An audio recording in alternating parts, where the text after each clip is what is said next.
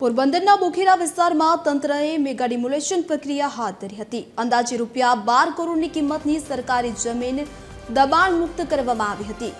Revenue વિભાગ અને નગરપાલિકાની સંયુક્ત કાર્યવાહીમાં સર્વે નંબર 817ની 8285 ચોરસ મીટર ખરાબાની જમીન અને 12500 ચોરસ મીટર મહાનગરપાલિકાની જમીન પર ચાલતા ગેરકાયદે બાંધકામો પર બુલડોઝર ફેરવી દેવામાં આવ્યું હતું। પ્રાંત અધિકારી સંદીપસિંહ જાદવ અને મામલતદાર સંચાણિયાની ઉપસ્થિતિમાં ચુસ્ત પોલીસ બંદોબસ્ત સાથે કાચા પક્કા મકાનો અને ગેરકાયદે થયેલું જુવારનું વાવેતર દૂર કરવામાં આવ્યું।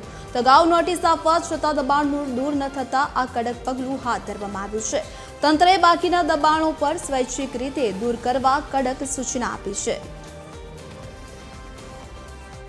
દબાણ કરવામાં આવેલ જેને કલમ 61 મુજબ નોટિસ આપવામાં આવેલી અને નોટિસ મુજબ તેને સાંભળવામાં આવેલા અને ત્યારબાદ 202ની નોટિસ આપી દબાણ દૂર કરવા માટે સૂચના આપવામાં આવી।